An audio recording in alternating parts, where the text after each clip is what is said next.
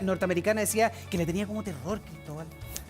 O sea, lo que pasa es que si de repente el día se transforma en noche y de buenas a primeras tú no eres capaz de explicar qué es lo que está ocurriendo, indudablemente uno tiene miedo. Esto es una cuestión atávica, viene impreso en nosotros. Piensa tú que el ser humano usualmente le tiene miedo a la oscuridad. ¿Por qué? Bueno, es un tema evolutivo. Nosotros somos seres diurnos, vemos pésimo en la oscuridad.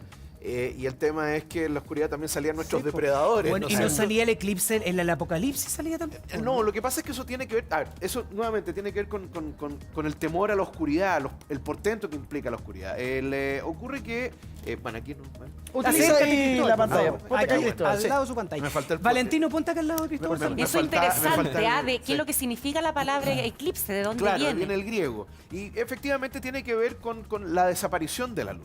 Ahora, ¿por qué tú creas mitos en torno a esto? Bueno, porque estás tratando de explicar un fenómeno natural, pero en una época precientífica, ¿no es cierto? Ahora sabemos que el Sol proyecta una sombra, o sea, la Luna proyecta una sombra porque el Sol, ¿cómo se llama? Está justo alineado con la Luna, en fin, y hay una zona precisamente donde pasa esta sombra. Pero hace, no sé, 3.000... muchas gracias. Hace 3.000 años atrás, cuando tú mirabas esto, la idea era... Bueno, el sol se está muriendo, se está acabando el mundo. Claro, porque va a que venir el se te frío. oscurezca de un minuto para otro, te da temor. Y además sin lo que saber. decía Iván hace un rato atrás, claro, baja la temperatura, en fin, entonces al final son los peores miedos del ser humano se están dando en un momento y tú no eres capaz de explicarlo. Y de hecho, sin explicación en los libros hablaban de que la gente se sentía mucho miedo porque, por ejemplo, los pájaros empezaban a dar Los volverse perros, locos, claro. los perros, las gallinas se esconden. Claro, lo que pasa es que eso tiene que ver con el reloj natural de estos animales que, bueno, le dicen, bueno, hay que ir a dormir. Pero si son las 4 de la tarde, hay que ir a dormir igual. ¿Qué explicaciones se dan? Aquí tú puedes ver distintos mitos, ¿no es cierto? Por ejemplo, los chinos decían que era un dragón el que se estaba comiendo el sol, ¿no es cierto? Porque desaparecía, entonces era como si alguien le estuviera pegando una mascada al sol, ¿no es cierto? En el caso, por ejemplo, de los pueblos mesoamericanos, estoy pensando en los aztecas y los mayas, y eso también tenía que ver un poco con la idea, digámoslo, de su cosmovisión.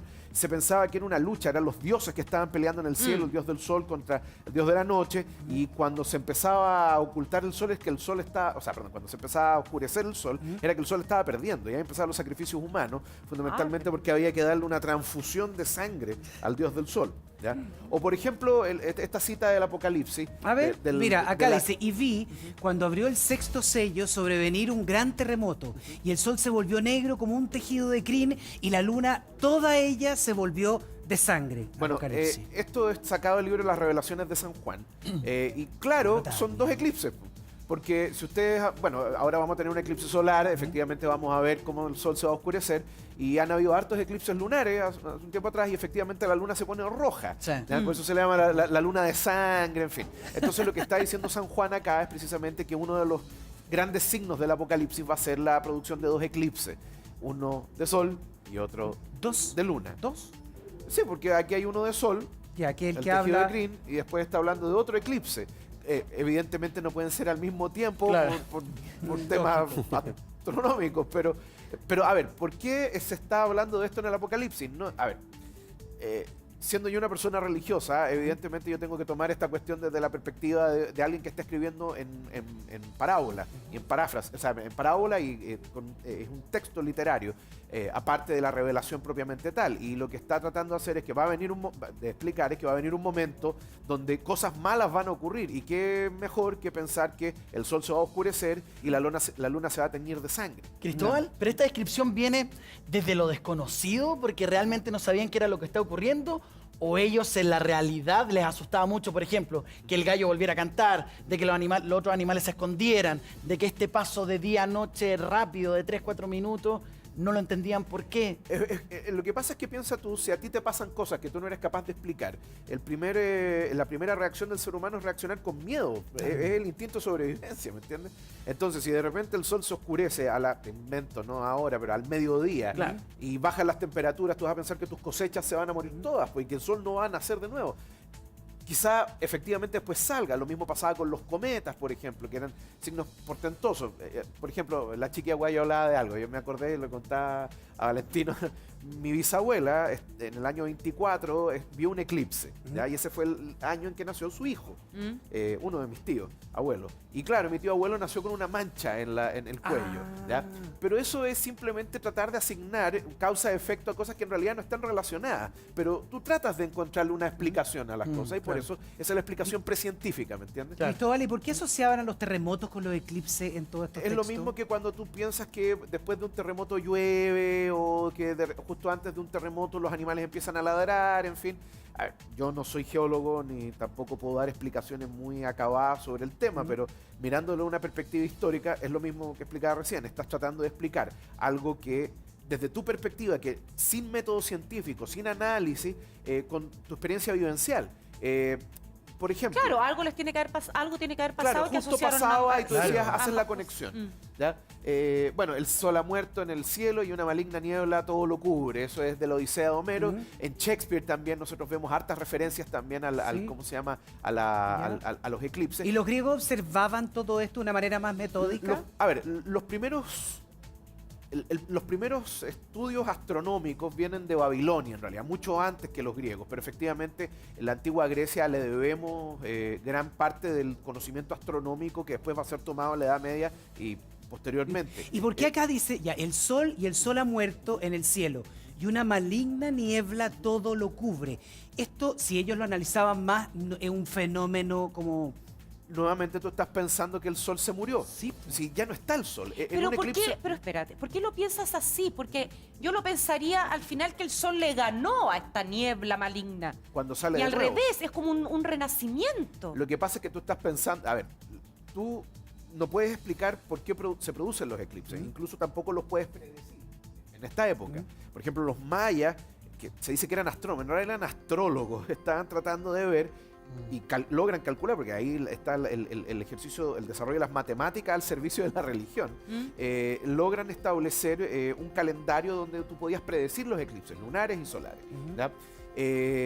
Para saber cuándo tenías que hacer los sacrificios. Ah, en ¿y ellos definitiva. lograban hacerlo los Claro, mayas? sí, efectivamente. Bueno, los babilonios también logran calcularlo, los chinos lo logran calcular al tiempo, pero nuevamente, antes de hacer eso, tú te preguntas qué es lo que está pasando.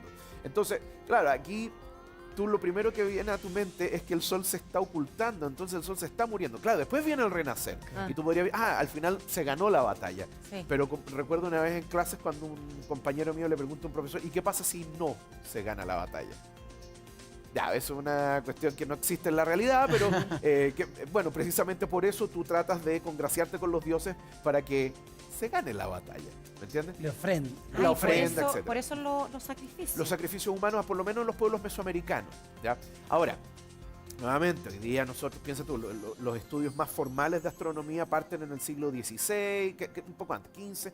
La invención del telescopio es del telescopio que todos conocemos, fundamentalmente siglo XVI, XVII, y de ahí nosotros podemos empezar a entender el cosmos, pero desde otra mirada, ¿me entiendes? Lo mismo que, no tiene nada que ver con esto, pero es el microcosmos, cuando tú inventas el microscopio, es el macrocosmos y el microcosmos que tú estás tratando de entender. Y en esta época de estos textos, ¿de qué forma estudiaban? Tú ocupaste esa palabra. ¿Estudiaban estos fenómenos si no había ninguna tecnología? Bueno, a ver, elementos rudimentarios, efectivamente.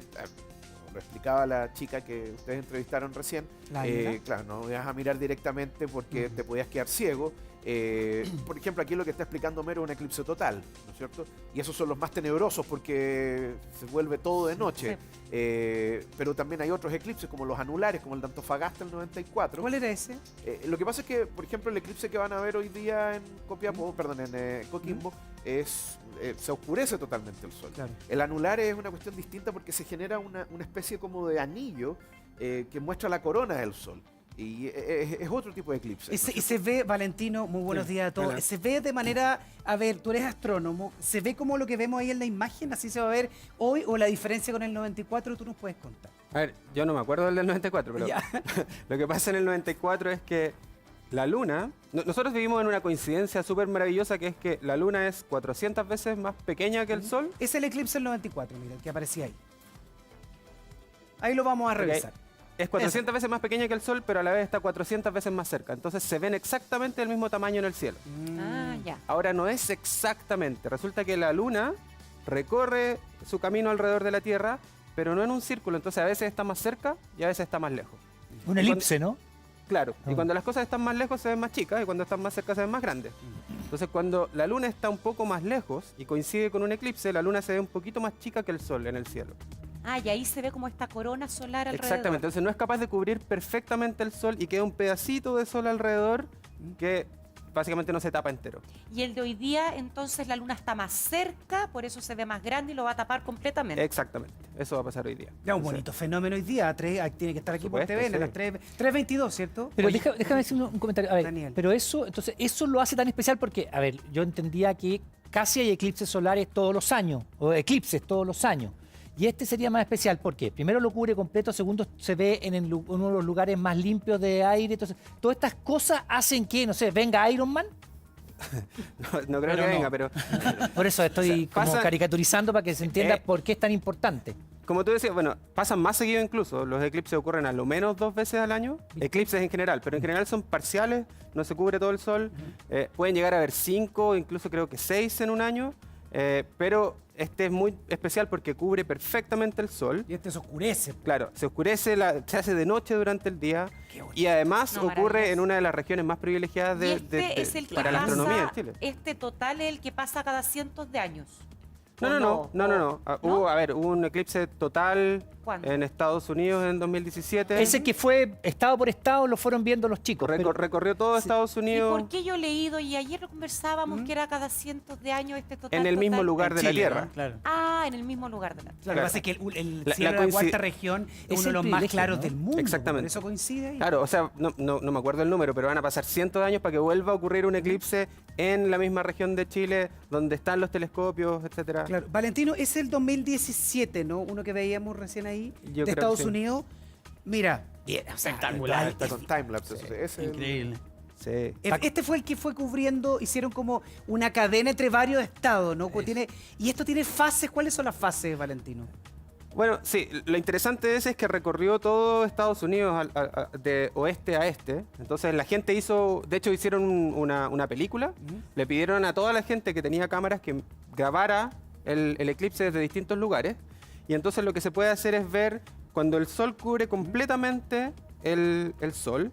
Uno puede ver la corona del sol, ¿cierto? Este gas caliente que queda alrededor del sol. Y esa cosa entonces, la sombra se va moviendo por la superficie de Estados Unidos. Entonces la gente que estaba en el oeste grabó la corona. A medida que avanzaba fueron grabando la corona desde otros lados. Y entonces pueden hacer una película de cómo se comporta la corona como función del tiempo durante todo el tiempo que la sombra estuvo recorriendo Estados Con Unidos. todas las fases. Y las que aparecen ahora aquí en pantalla, Valentino, ¿nos puede explicar